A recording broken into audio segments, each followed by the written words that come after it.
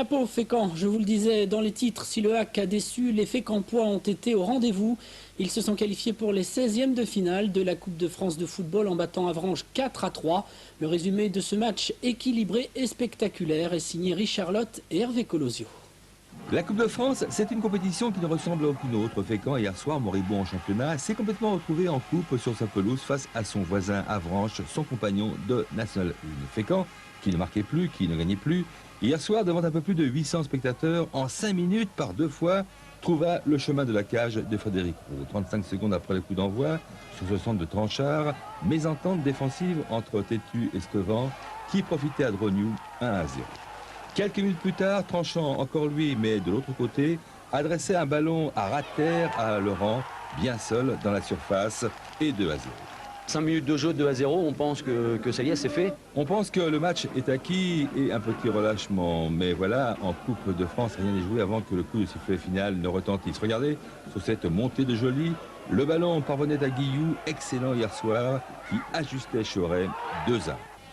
Quelques minutes plus tard, ce tir de Ernst était dévié au-dessus par Frédéric Roux. Rudy, qui dans les minutes qui allaient suivre, allait quitter le terrain, un vilain coup de Ménard, mais plus de peur que de mal. Petit flottement à cet instant qui profitait au manchot. Un premier tir repoussé par Choret.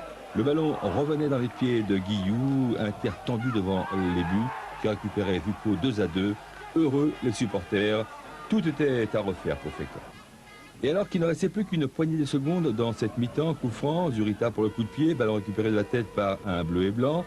Dans les pieds de Bargogne, récupération une nouvelle fois Tranchant. Le ballon, grâce au pied, cette fois droit de Ménard, finissait sa course au fond des filets visiteurs. 3-2, merci, monsieur Ménard. Ce qui est déterminant dans ce match-là, c'est le 3e but juste avant la pause. C'est vrai, Jackie, 3-2 la mi-temps, c'est meilleur pour le moral. Sur ce terrain lourd et glissant, la deuxième période, un peu plus difficile pour les deux équipes. Les chaussures commençaient à s'alourdir, les tirs devenaient moins percutants, moins de lucidité. Laurent, un ballon de break, mais au-dessus. Laurent qui allait se racheter quelques secondes plus tard, son centre était récupéré par Drognou, 4-2. On respirait un peu mieux du côté des Méphistos. Incroyable joueur bas-normand qui ne baissait pas les bras pour autant. Dans les minutes qui allaient suivre, ils allaient revenir au score. Guillou, une belle ouverture sur le gain et 4-3. Un match fou, un match de Coupe de France comme on les aime. Et malgré ce dernier corner de Le Bohec et ce ballon repris de la tête par Biville, envoyé par le montant droit, le score en restait là, 4-3. Fécamp une nouvelle fois en 16e. Cela fait plaisir. C'est extraordinaire. C'est bien. Extraordinaire, voilà, c'est bien.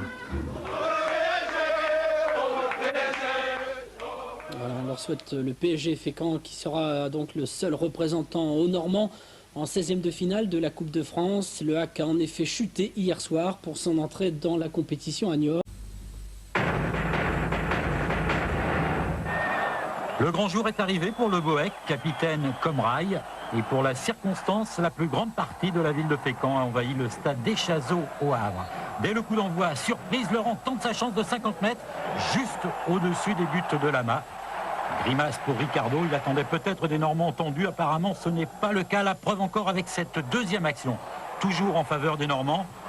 Robert sur le côté droit, changement de côté pour Drognou. Centre de Drognou et tête de Robert devant Lama, c'est bien joué. Jackie Collinet, l'entraîneur de Fécamp, apprécie. Les Parisiens, eux, doivent être surpris. Ils ne s'attendaient probablement pas à un accueil pareil et ils doivent patienter une vingtaine de minutes avant d'inquiéter Choret sur cette reprise de Pouget. Audacieux devant, solide derrière, Fécamp fait plus que de la résistance. Le PSG a même du mal à se créer de véritables occasions, la plus dangereuse étant peut-être celle-ci.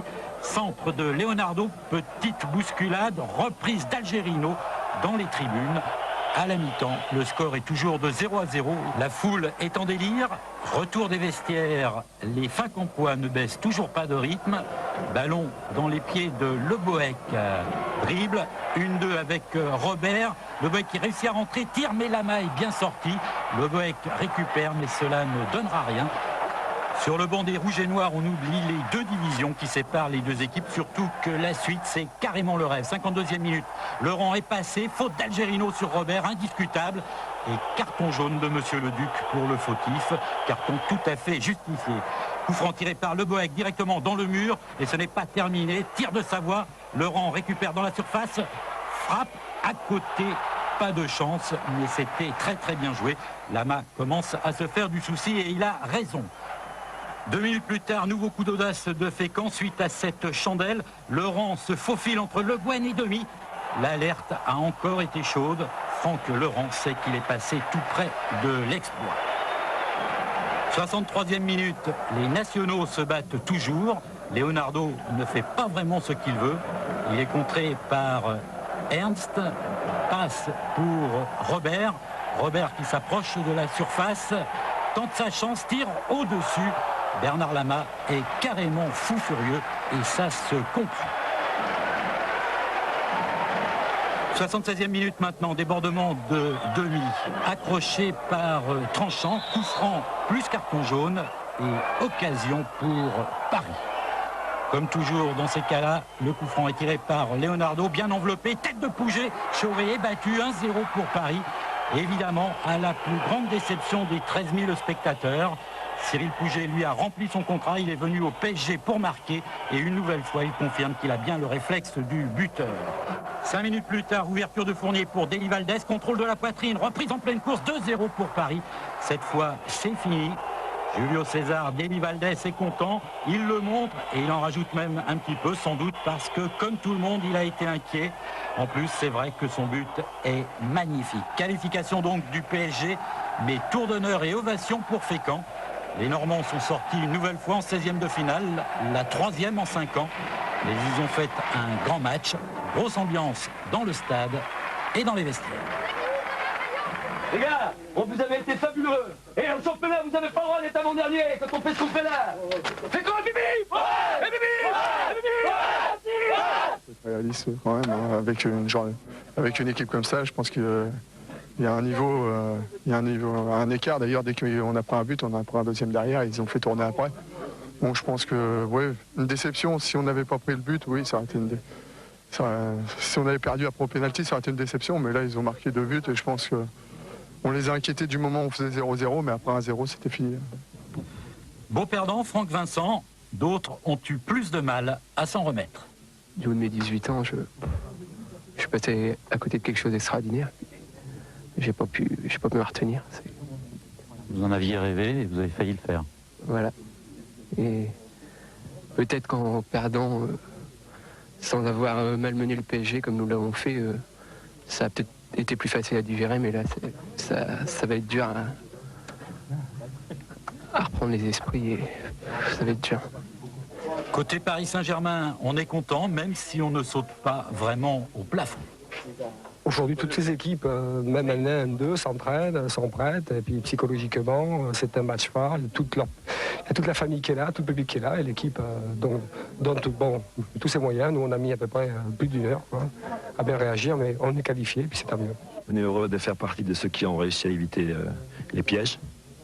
On continue l'aventure et puis maintenant, on verra après en championnat le match de jeudi prochain. Pour l'instant, on savoure notre qualification. Vous avez eu l'impression aujourd'hui qu'il y avait un petit mieux du côté du PSG? Mais on travaille pour que ça aille mieux depuis longtemps, même si les